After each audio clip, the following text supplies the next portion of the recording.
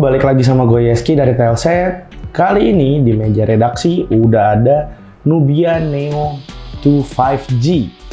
Ya kita nyebutnya Nubia Neo 2 aja ya, lebih simpel ya.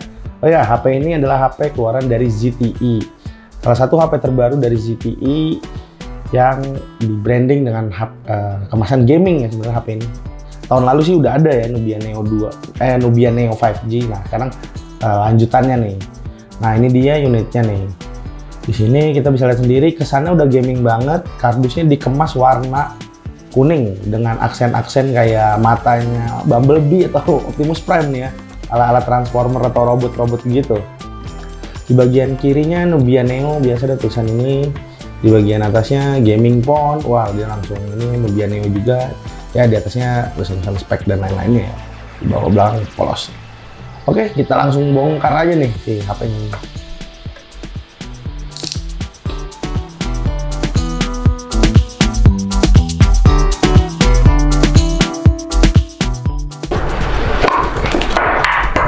Oke, ini unitnya seperti biasa. Ini pasti isinya buku-buku dan ya buku-buku quick start guide.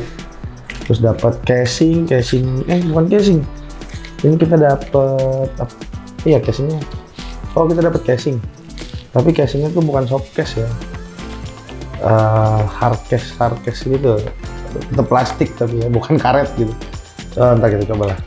Oke, ini ada SIM ejectornya bentuknya juga unik nih, kayak lollipop bentuknya ya. Oke, kita singkirin dulu. Ya, ada sedikit lupa gua buat chargernya ya. Ini dia. Chargernya punya kotak sendiri. Chargernya cukup unik ya bentuknya cukup unik, ada pegangan ini. Chargernya tuh ngedukung sampai 33 watt, berarti dia fast charging 33 watt. Oke.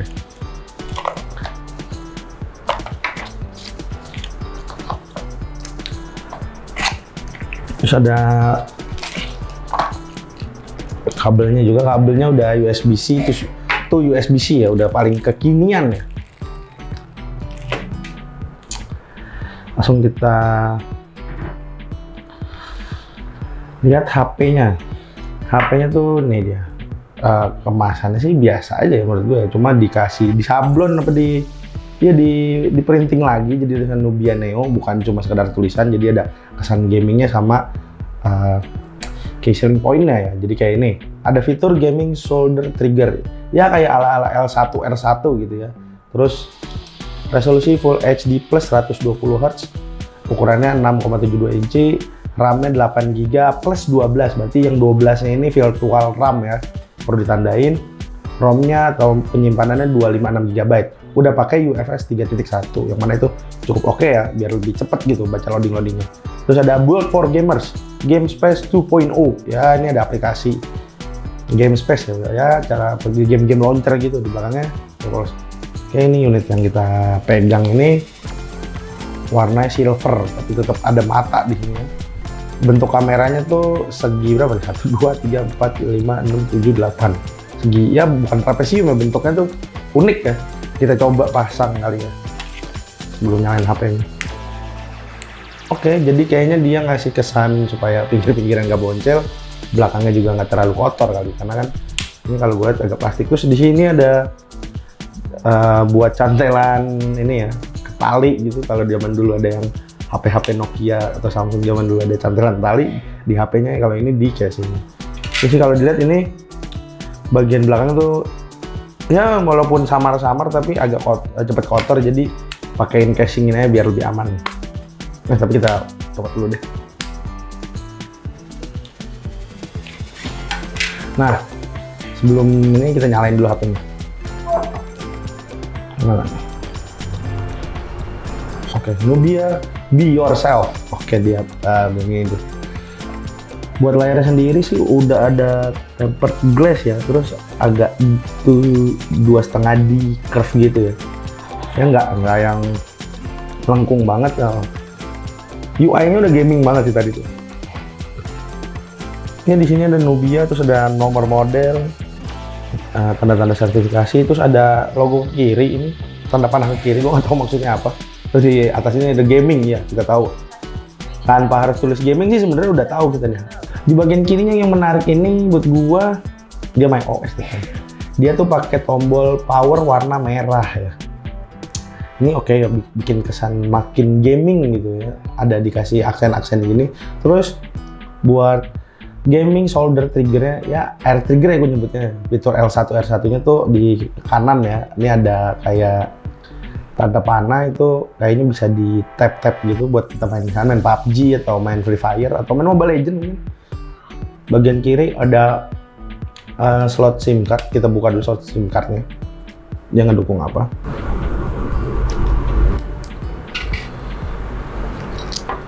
Oke, dia nggak ngedukung ini ya.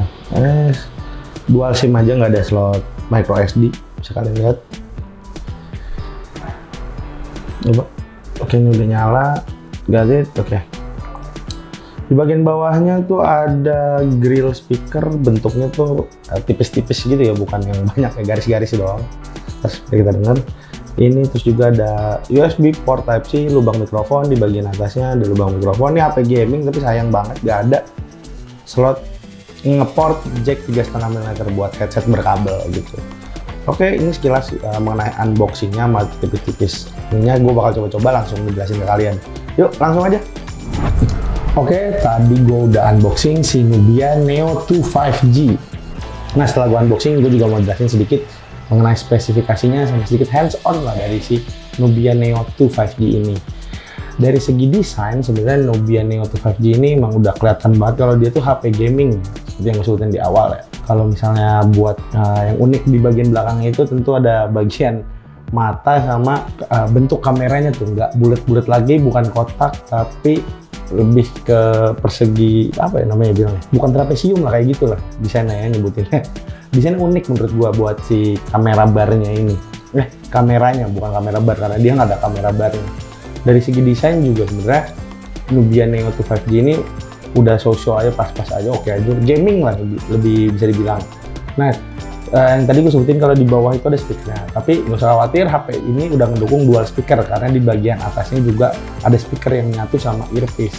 Kalau buat suaranya sih menurut gue udah so-so aja, pas-pas aja gitu. Bukan yang imersif banget, tapi udah bisa mengakomodir kebutuhan kalian gitu. Itu dia buat bagian desainnya. Nah, kalau buat ukurannya sendiri, Nubia Neo 2 5G ini punya ukuran 1600 x 76,1 x 8, mm dengan berat 208 gram. Nah, dengan bobot seperti ini, gua rasa HP-nya tentu enaknya dipakai dua tangan ya, apalagi buat ngetik-ngetik dan buat game. Nah, ada yang main game satu tangan. Mungkin kalian main Candy Crush atau Subway Surfer kali. Ya, maksudnya game-game yang sekarang itu lebih banyak dipakai pakai dua tangan gitu. Gue sendiri nyoba-nyoba HP ini enaknya pakai dua tangan tentunya. Nah, kalau buat bagian belakang licin apa enggak? Buat gue rasa bagian belakangnya tuh nggak licin ya. Cuma ini gampang banget nempel sidik jari. Walaupun bahannya plastik karena finishingnya tuh agak-agak glossy gitu. Buat layarnya sendiri, si Nubia Neo 2 5G ini masih pakai panel IPS LCD dengan resolusi Full HD+, udah ngedukung refresh rate 120 Hz. Oh ya, lupa gue sebut, karena ini panelnya masih IPS, otomatis dia nggak ada fingerprint sensor di dalam layar. Fingerprint sensornya itu ada di bagian tombol power seperti itu. Nah, kalau buat layarnya sendiri, layarnya udah termasuk cukup lega ya di 6,72 inci dengan rasio 20:9. Buat kerapatan PPI-nya sendiri, dia ada di 392 PPI. Nah, yang gue sayangin juga sebenarnya, gimana ya? HP ini masih ada dagunya sedikit, ada dagu sedikit gitu. Oh ya, layarnya juga udah dikasih tempered glass gitu ya. Ini tempered glass atau ya udah dikasih perlindung bawaan, maaf bukan tempered glass gitu, udah ada covernya gitu. Jadi kalian nggak perlu khawatir beli anti gores lagi. Layarnya juga udah 2,5D sih, kalau kalian lihat di bagian kanan itu agak sedikit melengkung ya, walaupun nggak 3D sampai yang melengkung-melengkung banget. Buat kualitas warnanya tentu tidak segonjreng AMOLED, tapi dia masih bisa gua maklumi lah buat main game ya. Mungkin kalau buat nonton film yang kayak kalian nonton One Piece episode-episode terbaru sekarang kayak si Shanks ngelawan, itu nggak seimersif nonton pakai AMOLED, tapi ya so-so lah. Mungkin ini adalah bagian yang dipangkas, yang ingat harganya tuh cukup terjangkau di sini. Harganya itu 2 jutaan. 2,9 jutaan ya. Tapi kalau gue cek di marketplace sih harganya ada yang 2,7 sampai 2,99 gitu ya. Mungkin ini salah satu bagian yang paling pangkas sama ZTE dihematin gitu bagian layarnya, tapi tetap 120 Hz nih. Ngomongin 120 Hz, mungkin teman-teman juga pasti bertanya-tanya soal performanya gimana. Nah, kalau ngomongin performa, buat spesifikasinya sendiri, Nubia Neo 2 5G ini pakai chipset Uni SoC atau Unisoc gitu. Tapi kalian jangan khawatir, Unisoc yang dipakainya bukan Unisoc T612 yang di harga 1 jutaan. Dia pakai Unisoc T820 yang punya konfigurasi octa-core sampai 2,7 GHz. Nah, kalau buat RAM-nya sendiri, dia RAM-nya 8 GB, bisa di-extend sampai 12 GB. Kurang lebih RAM-nya bisa dibilang 20 GB. Buat penyimpanannya sendiri, dia ada di 256 GB gitu. Nah, dari kombinasi itu sebenarnya RAM sama memori udah cukup gede ya. Terus juga gimana nih saat dipakai sehari-hari? Tadi gue udah coba pakai buka aplikasi, terus juga main game. Gue rasa HP ini emang berfokusnya emang pada performa ya, bukan di bagian lainnya. Karena dipakai buat main game kayak PUBG, Mobile Legends itu kebuka settingan frame rate ultra ya. Terus juga grafisnya ultra. Mungkin kalian nanti bisa nonton, kita coba tes gaming supaya kalian nggak penasaran. Buat PUBG, dia itu udah ngedukung gyroscope hardware, yang mana kalian tinggal begini-begini itu, ya udah tinggal ngikutin gerakan kalian gitu. Terus juga dia udah punya fitur ini, air trigger yang tadi gue sebutin. Jadi air trigger ini sebenarnya gue coba juga buat main di beberapa game. Tapi yang paling ngebantu banget pada saat kalian main PUBG tentunya. Jadi kalian tinggal tap, udah. Kalian tinggal tembak-tembakin tuh musuh kalian, gitu. Kalau ngomongin performa, tentunya biar lebih afdol lagi, gue ngelakuin pengujian Antutu Benchmark. Antutu Benchmarknya sendiri, dia udah dapet di angka yang menurut gue dengan harganya ini cukup oke ya. Dia berhasil dapet di 483.946. Ini sebenarnya angkanya di atas Helio G99, mana Dimensity 6080 kalau nggak salah. Jadi bisa dibilang HP ini punya performa yang cukup mumpuni di kelas harganya ya, di 2,9, 2 juta, hampir 3 juta gitu, 3 juta nanggung. Buat gue sendiri, dari skor Antutu ini udah mencerminkan banget sama performanya pada saat gue pakai main game ya, yang seperti yang tadi gue ceritain. Nah, itu dia buat performanya. Lanjut ke bagian kamera nih. Sebenarnya bagian kamera juga salah satu bagian yang nggak di highlight ya. Kameranya sendiri punya resolusi 50 megapiksel dengan kamera depth sensor 2 megapiksel. Nah, dari spesifikasi tersebut, dia udah nggak ada kamera ultra wide, terus juga perekamannya cuma mentok di Full HD 30 fps nih, sampai 60 fps. Buat hasilnya gue rasa so-so aja gitu ya, setidaknya kalian bisa mendokumentasikan kegiatan kalian buat ngabarin temen pakai HP ini. Berikut hasil contoh kamera sama dari foto maupun videonya.